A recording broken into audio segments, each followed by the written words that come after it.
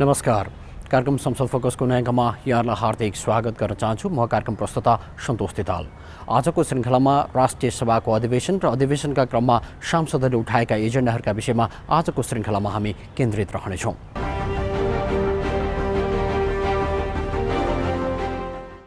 यही असार 17 गतेबाट राष्ट्रिय सभाको अधिवेशन आरम्भ भयो, जसमा सरकारले 16वटा अध्यादेशहरू टेबल गराएको थियो भने जसमा 10वटा अध्यादेशका विरुद्धमा सांसदहरूले विरोधको सूचना संसद सचिवालयमा दर्ता गरेका छन्।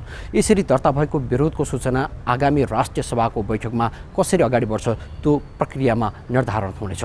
त्यस्तै राष्ट्रिय सभामा विशेष गरी प्रतिनिधि सभा विघटनको एजेन्डा पनि राष्ट्रिय सभाको मुख्य मुद्दाका रूपमा छलफल भएको छ। सत्तारूढ दल र प्रतिपक्षी दलहरूबीच विभाजन देखिएको छ भने सत्तारूढ दलले प्रतिनिधि सभा विघटनको पक्षमा वकालत गरेका छन्। यद्यपि प्रतिपक्षी र विपक्षी गठबन्धनहरूले सरकारले प्रतिनिधि सभा विघटन असंवैधानिक भएको भन्दै सदनमा आलोचना गरेका छन्। यसका साथसाथै पछिल्लो समय देशव्यापी रूपमा बढिरहेको बाढी पहिरोका विषयमा सरकारले गरिराखेको न्यूनीकरण र राहत वितरणका विषयमा गृहमन्त्रीले सदनलाई जानकारी गराउनु भएको छ भने सांसदहरूले राहत वितरणमा सरकारले प्रभावकारी रूपमा अगाडि बढाउन नसकेको भनेर सरकारको ध्यान आकर्षण गराएका छन्। यसका अलावा राष्ट्रिय सभाको बैठकमा के कस्ता एजेन्डाहरू प्रवेश भएका छन् वा कसरी उठाएका छन्, प्रस्तुत छ यिनै विषयहरूमा आधारित रहेर तयार पारिएको विशेष सामग्री अबको प्रस्तुतिमा।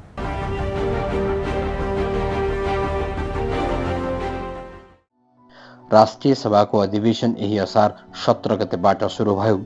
अधिवेशनको पहिलो दिन सरकारले 16वटा अध्यादेश टेबल गराएको थियो, तर सरकारले ल्याएका यी अध्यादेशमध्ये 10वटा अध्यादेश अस्वीकार गर्ने प्रस्ताव पेश भएको छ।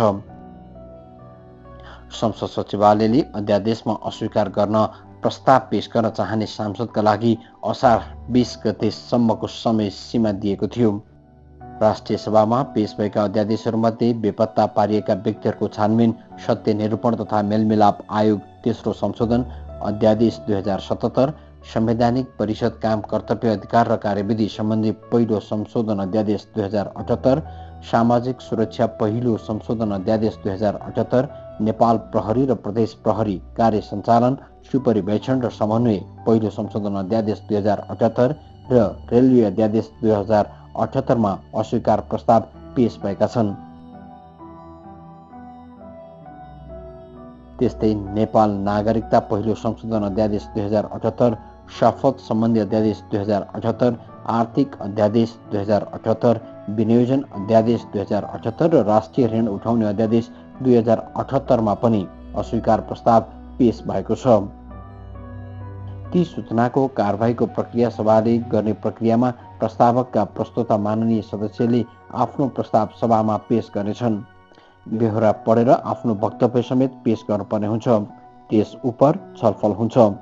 त्यस्तै राष्ट्रिय सभाको बैठकमा सांसदहरूले प्रतिनिधि सभा विघटनको पक्ष र विपक्षमा आफ्नो धारणा व्यक्त गरेका छन्। सत्ता पक्षका सांसदहरूले नयाँ जनादेशका लागि निर्वाचनमा जानु नै उपयुक्त हुने धारणा राखेका थिए भने प्रतिपक्ष सहित विपक्षी गठबन्धनका सांसदहरूले संविधान अनुसार हुने निर्वाचनले मात्र लोकतन्त्रको रक्षा गर्ने र गैर संवैधानिक रूपमा हुने निर्वाचनले लोकतन्त्र नै नष्ट हुने धारणा व्यक्त गरेका थिए। नेकपा एमालेका सांसद देवेन्द्र दाहालले पुनर्स्थापित प्रतिनिधि सभाले यसअघि प्रभावकारी रूपमा काम गर्न नसकेको उल्लेख गर्दै मुलुक अब निर्वाचनमै जानुपर्ने बताउनु भएको थियो। यस बीचमा भएका राजनीतिक उतार चढावहरू पनि निकै जटिल र रोचक ढङ्गले अगाडि बढिरहेका छन्।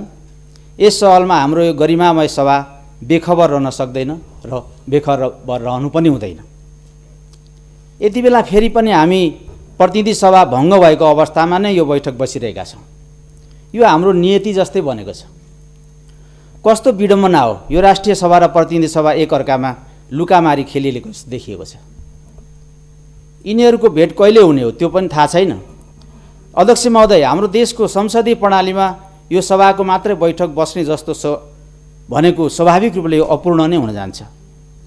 जबसम्म यी दुईटा सभा एकैपटक सञ्चालन हुँदैनन् तबसम्म नेपालमा आवश्यक कानुन निर्माण हुन सक्दैन। यसअघि पनि प्रतिनिधि सभा विघटन पुनर्स्थापनाको एउटा अध्याय पुरा गरिसकेको अवस्था छ। यति बेला फेरि पनि प्रतिनिधि सभा विघटन भएको अवस्था छ। आश्चर्य लाग्दो गरी संसारमै नभएको संसदीय अभ्यासको नाममा गैर संसदीय गतिविधिहरू यसै बिचमा भइरहेका छन्। अनधिकृत ढङ्गले अर्को पार्टीबाट सांसदहरूको समर्थन लिएर मलाई प्रधानमन्त्री नियुक्ति गरिदिनु पर्यो भनेर विपक्षी दलका नेताजी राष्ट्रपतिकोमा जाने काम भयो। यो अनधिकृत र असंसदीय अभ्यास भए पनि राष्ट्रपति भनेको सबैको स्वाभाविक रूपले अभिभावक भएकोले त्यहाँसम्म जाने कुरालाई मैले त्यति अन्यथा रूपमा लिएको छैन। त्यहाँसम्म जाने कुरा त ठिकै थियो, तर अब त अर्को पार्टीका नेता सांसदहरू समेतको दस्तखत लिएर प्रधानमन्त्री बनाइदिनु पर्यो भनेर सर्वोच्च अदालत धाइरहेको अवस्था छ। एकातिर भने अर्कोतिर निर्लज्ज ढङ्गले, मैले यसलाई अन्यथा रूपमा नलिनु होला, मैले निर्लज्ज ढङ्गले भने शब्द प्रयोग गरेको छु, विपक्षी दलको नेतालाई प्रधानमन्त्री बनाइदिनु पर्यो भन्दै आफूलाई एमालेको वरिष्ठ नेता हुँ भन्ने केही नेताहरू र सांसदहरू पार्टीको निर्णय र अनुमति बिना राष्ट्रपति कार्यालय र अदालतमा लाइन लागेको दृश्य निकै हेर्न लागेको रहेको छ। ती लाइन लागेर बुझाइएका दस्तखतहरू कति वास्तविक थिए वा कति कृत्य थिए त्यो यदि अदालत वा सरकारवाला निकायहरूले खोजेछ भने पत्ता लाग्ने नै छ। नभए पनि त्यो इतिहासको कुनै कालखण्डमा खोजी हुने नै छ। तर नेताहरू राष्ट्रपति कार्यालय र सर्वोच्च अदालतमा अलि नसुहाउँदो पाराले लाइन लागेको कुरा चाहिँ साँचो हो। त्यस्तै नेपाली काङ्ग्रेस र माओवादी केन्द्रका सांसदहरूले प्रधानमन्त्रीले कानुन निर्माण गर्ने जनप्रतिनिधिको थलो प्रतिनिधि सभा विघटन गरेर अध्यादेशबाट शासन सञ्चालन गर्न खोजेको आरोप समेत लगाए। साथै उनीहरूले राष्ट्रिय सभा अधिवेशन तत्काल अन्त्य नगर्न आग्रह गर्दै प्रतिनिधि सभा नभएका बेला यस सभालाई लोकतन्त्रको रक्षा र जनताको आवाज उठाउने थलोको रूपमा निरन्तरता दिनुपर्ने धारणा राखेका थिए। प्रधानमन्त्री केपी शर्मा ओली राजनीतिक रूपमा, नैतिक रूपमा, आर्थिक रूपमा र मानवीय रूपमा असफल भइसकेको हुनुहुन्छ। उहाँले प्रतिनिधि सभालाई दुईपल्ट विघटन गरिसक्नुभयो। राजनीति एउटा हिजो 2/3 नजिकमा रहेको नेपाल कम्युनिस्ट पार्टीको सरकार उहाँको दम्बले, अहङ्कारले, उहाँले मुलुकमा गरेको भ्रष्टाचारका कारणले पार्टीभित्र विभाजन कोरिँदै गएर आज यो स्थितिमा, आज अल्पमतको सरकार चलाउनु पर्ने स्थितिमा हुँदा मैले अल्पमतको सरकार पनि चलाउन सकिनँ भनेर पत्रकार सम्मेलन गरेको केही मिनटभित्र म फेरि सरकारको अर्को पार्टीहरूले, अरू राजनीतिक पार्टीहरूले, सदनमा रहेका 5वटा राजनीतिक पार्टीहरूले मोर्चा बनाएर एउटा प्रतिनिधि सभाको माननीय क्षेत्रको धारा 5 अन्तर्गत एउटा प्रतिनिधि सभाको माननीयले, जोसुकै माननीयले पनि प्रधानमन्त्रीको लागि बहुमत पुर्याएर सरकार गठन गर्न सक्छ भन्ने संविधानमा लेखिएको त्यो कुरा पुरा गरेर जाँदाखेरि अनि त्यसको भन्दा केही समय अगाडि प्रधानमन्त्री केपी शर्मा ओली 3टा पार्टीको समर्थन छ भन्दै मलाई जानुभयो र त्यस पछाडि पुगेका नेपाली काङ्ग्रेसका सभापति, संसद दलका नेता शेरबहादुर देउवा, माधव नेपाल, पुष्पकमल दाहाल प्रचण्ड, उपेन्द्र यादव र जनमोर्चाका नेता माननीय जानुभयो। यसरी जाँदाखेरि उहाँ त उहाँको हस्ताक्षर लिएर राष्ट्रपतिकोमा पुग्ने प्रधानमन्त्री कृत्य गर्ने कि स्वयं त्यहाँ माधव नेपालदेखि लिएर उपेन्द्र यादव उपस्थित हुनुहुन्छ, उहाँहरूको चाहिँ हस्ताक्षर कृत्य भयो भनेर नेपाल कम्युनिस्ट पार्टी एमालेका नेताहरू कुर्लिँदै हुनुहुन्छ। आज यो कुरा जरुरी छ आज यो गर्नुपर्ने, किनभने आज संसद दोस्रोपल्ट विघटन भएको छ। सारा मुलुक संसार हाँसिरहेको छ। अस्ति एकजना माननीय दिनानाथ शर्माले भन्नुभयो अब गिनिज बुकमा नाम मात्र लेख्न बाँकी छ हाम्रो प्रधानमन्त्री केपी शर्मा ओलीको। यो खालको कदम चाल्दै जाँदाखेरि उहाँको हाइट, उचाइ बढेको छ कि आज घटेको छ? घटेको छ त मैले महसुस गरेको छु सामान्य अध्यक्ष महोदय। र राजनीतिमा उहाँ असफल भइसक्नु, नैतिक रूपमा त झन् कुरै नगर्नु। यो संसदको विघटन, पटक पटक विघटन गर्ने, राति मध्यराति 12 बजे 1 बजे क्याबिनेट बसेर त्यसमाथि पनि महिला राष्ट्रपति भएको सुतेको बेलामा उठाएर ढकढक गरेर ढोका ढकढक गरेर उठाएर अनि प्रतिनिधि सभा विघटन गर्नु, यो कतिको संवैधानिक कुरा हो? प्रधानमन्त्री केपी ओलीले राष्ट्रपतिको सहयोग साथ एकपछि अर्को गरी प्रतिगामी कदम चाल्दै देशलाई प्रतिगमनको दिशामा धकेल्ने काम गरिएपछि अहिले देश प्रतिगमन र अग्रगमनको द्वन्द्व सङ्घर्षको बीचबाट गुजिराखेको छ। हामीले एकपटक प्रतिनिधि सभा विघटन गर्ने प्रतिगामी कदमलाई असफल बनायौँ, तर प्रतिगामी कदम पूर्ण रूपमा असफल हुन सकेन र अहिले पनि प्रतिगामी कदम फेरि प्रतिनिधि सभा विघटन 2 अन्तर्गत चालिएको छ र हामीले त्यसलाई पुरा परास्त गर्न सकिराखेका छैनौँ भने अर्कोतिर प्रतिगमन पनि आफ्नो योजनाअनुसार सम्पूर्ण संविधान र लोकतन्त्रलाई समाप्त गरेर प्रतिगामी निरङ्कुशतान्त्रिक राजनीतिक प्रणाली स्थापित गर्ने उत्कर्ष बिन्दुमा पुगिसकेको छैन र म चेतावनी दिन चाहन्छु, त्यो कहिले पुग्ने पनि छैन। त्यस्तो सपना कसैले नदेखे हुन्छ। हामी प्रतिगमनलाई हर हालतमा परास्त गरी छाड्नेछौँ। यही प्रतिगमन पुरै उत्कर्षमा नपुगेको कारणले नै प्रतिनिधि सभा विघटन भएको अवस्थामा पनि धन्य छौँ कि आज हामी राष्ट्रिय सभामा छौँ, सम्माननीय अध्यक्षज्यू। त्यसैले यो राष्ट्रिय सभा समक्ष म प्रारम्भमै 3वटा विशेष अपिल गर्न चाहन्छु। यो राष्ट्रिय सभा तत्कालै अन्त्य गर्ने, अधिवेशन तत्कालै अन्त्य गर्ने दिशातिर नसोचियोस्। सम्बन्धित सबैले यसबारेमा ध्यान जाओस्। प्रतिनिधि सभा नभएको बेलामा यसलाई कुनै पनि हालतमा अन्त्य गर्नु तत्काल हुँदैन। दोस्रो कुरा, यसलाई जनताको आवाज मुखर गर्ने थलो र संविधान र लोकतन्त्रको रक्षाको निम्ति सङ्घर्ष गर्ने औजार र थलोको रूपमा यसलाई सदुपयोग गरिनुपर्छ, सम्माननीय अध्यक्षज्यू। र तेस्रो कुरा, सम्माननीय अध्यक्षज्यू, यहाँ कुन पार्टीको पहिला हुनुहुन्थ्यो, त्यो पार्टीका माने कुन गुटको हुनुहुन्थ्यो सोच्ने बेला छैन। यहाँ सम्माननीय अध्यक्षज्यू सम्मानित राष्ट्रिय सभाको अभिभावकको ओहदामा हुनुहुन्छ। त्यसैले केपी ओलीलाई व्यक्तिगत रूपमा सहयोग गर्ने भूमिकाबाट मात्रै आफूलाई सोच्नु हुने छैन र राष्ट्रिय सभाको गरिमा र संविधान र लोकतन्त्रको रक्षाको पक्षमा आफूलाई उभ्याउनु हुनेछ भन्ने आशा र अपेक्षा पनि मैले गरेको छु। त्यस्तै राष्ट्रिय सभाको बैठकलाई उपप्रधान तथा गृहमन्त्री विष्णु पौडेलले सम्बोधन गर्नुभएको थियो। विशेष गरी पछिल्लो समय बाढी पहिरोको रोकथाम र राहतको विषयमा सरकारले गरिराखेको पहलबारे सदनलाई जानकारी दिनुभएको हो। 112 घरहरूमा आंशिक क्षति भएको छ। विभिन्न 36 सरकारी कार्यालयका भवनहरू क्षतिग्रस्त भएका छन्। त्यसै गरी 9 विद्यालय तथा सामुदायिक भवनमा क्षति पुगेको छ। सिन्धुपाल्चोक जिल्लाका 7, मनाङका 2, चितवनमा 2, तनहुँमा 1, मोरङमा 1, उदयपुरमा 1 र सिराहामा 1 गरी जम्मा 15वटा मोटरेबल पक्की पुलहरूमा क्षति पुगेको छ। मनाङमा 5वटा मोटरेबल काठी पुलमा क्षति भएको छ। सिन्धुपाल्चोकमा 14, मनाङमा 7, मर्स्याङ्दी नदीको एक्लै फाँटमा 1 गरी 23वटा झोलुङ्गे पुल क्षतिग्रस्त भएका छन्। विषयगत निकायहरूबाट तत्काल कार्ययोजना बनाई क्षति भएका सार्वजनिक सम्पत्ति र पूर्वाधारहरूको पुनर्निर्माण गरिँदैछ।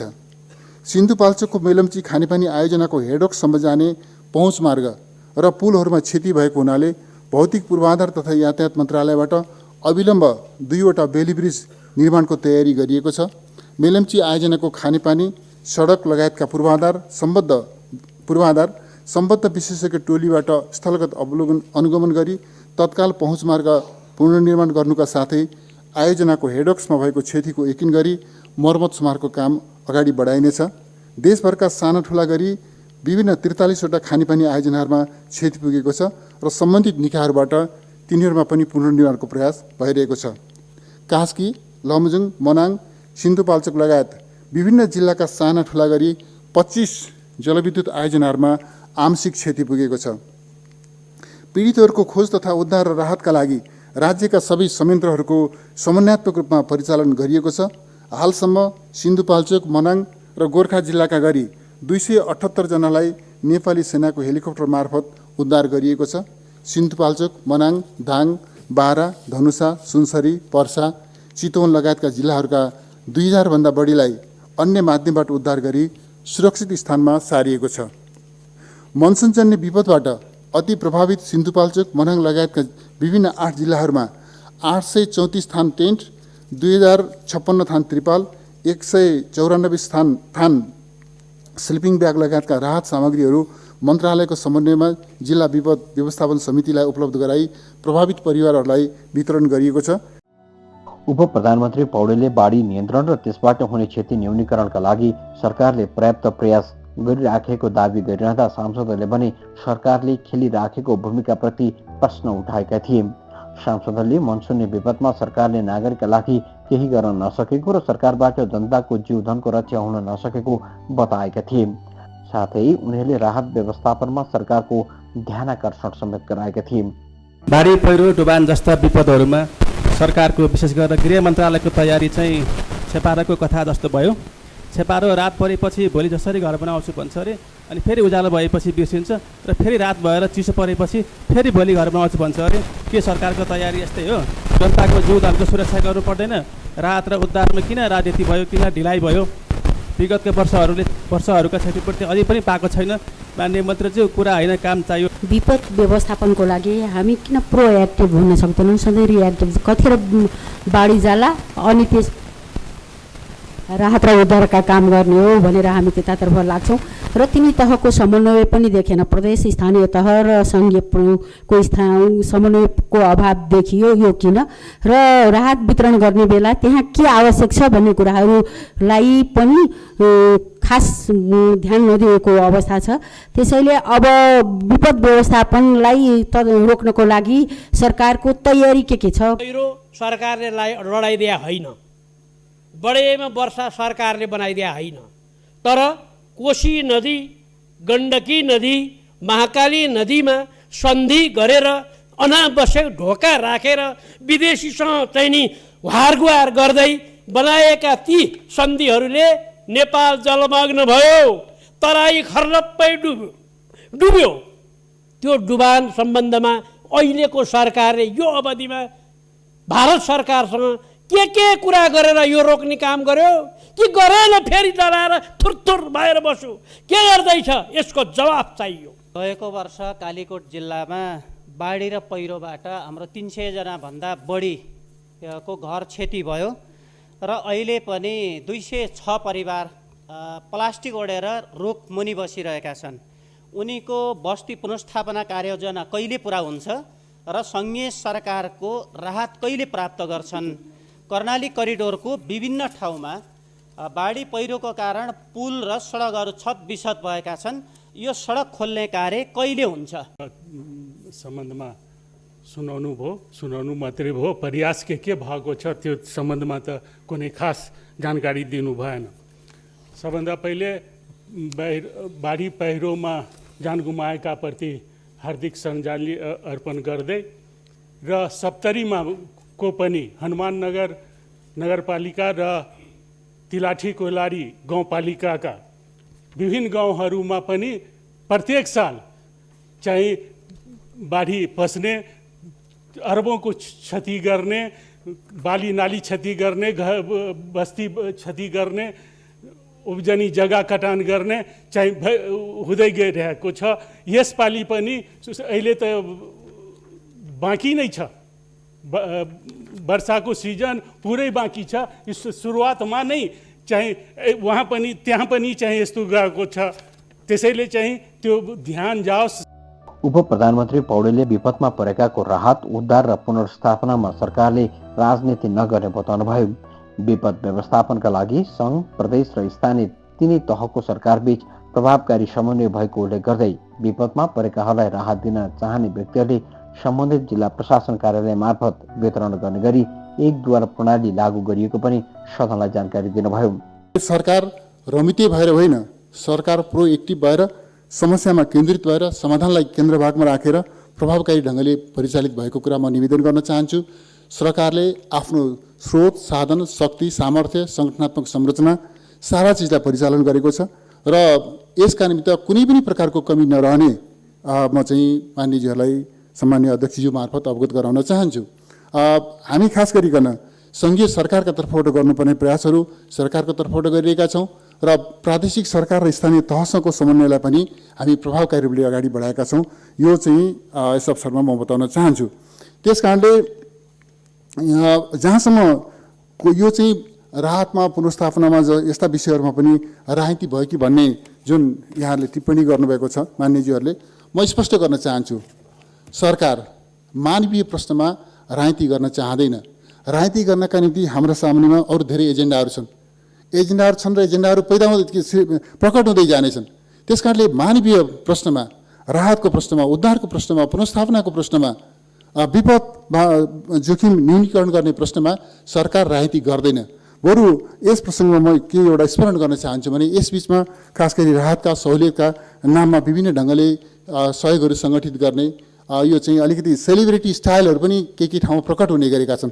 यो अवस्थालाई दृष्टिगत गरिकन सरकारले के प्रबन्ध गरेको छ भने अब हामीले सरकारको तर्फबाट हुने राहतलाई, सहयोगलाई हामी एउटा केन्द्रीकृत र एकीकृत योजना अन्तर्गत डिस्ट्रिब्युट गर्छौँ र स्वैच्छिक ढङ्गले राहतमा सहयोगमा चाहिँ सहभागी बन्न चाहने महानुभावहरूको सहयोगलाई पनि एउटा वान डोर सिस्टमबाट, खास गरी जिल्लाका प्रशासन प्रमुखबाट सिडिओ कार्यालय मार्फत चाहिँ हामीले राहतका सहुलियतका अरू कसैले त्यस ढङ्गले गर्न चाहनुहुन्छ भने त्यो सिस्टमबाट वितरण गर्ने त्यो प्रणाली पनि हामीले विकसित गरिरहेका छौँ। त्यसकारण सरकार प्यासिभ होइन, एक्टिभ छ र प्रोएक्टिभ छ र यो राजनीति गर्ने होइन, यो मानवीय प्रश्न हो र यो राजनीतिको प्रश्न होइन, सरकारको सर्वोच्च प्राथमिकताको प्रश्न हो र यो यस्तो खालको प्राकृतिक विपदका विरुद्धमा जुझिरहँदाखेरि सरकारले कुनै आस्थाको आधारमा होइन, आफ्नो चाहिँ एउटा कर्तव्यको मानवीय दृष्टिकोणले र एउटा कर्तव्य निर्वाहको दृष्टिकोणले अग्रभागमा रहेर भूमिका निर्वाह गर्छ। त्यसै गरी यो काम गरिरहेको छ भन्ने कुरा म यस अवसरमा राख्न चाहन्छु। त्यस्तै राष्ट्रिय सभाको बैठकमा सांसदहरूले कोरोना महामारी र त्यसको न्यूनीकरणका साथै नागरिक तहमा भ्याक्सिनको सहजीकरणका सवालमा पनि सरकारको ध्यान आकर्षण गराएका थिए। प्रतिनिधि सभा विघटनको मुद्दा सर्वोच्च अदालतमा विचाराधीन रहेको अवस्थामा राष्ट्रिय सभाको भूमिका प्रभावकारी बनाउनु पर्नेमा पनि सांसदहरूले जोड दिएका थिए। राष्ट्रिय सभामा विभिन्न विषयगत समितिहरूले आफ्नो प्रतिवेदन सदनमा टेबल गराएका थिए। त्यस्तै विभिन्न संवैधानिक आयोगका प्रतिवेदनहरू समेत सदनमा पेश भएको छ।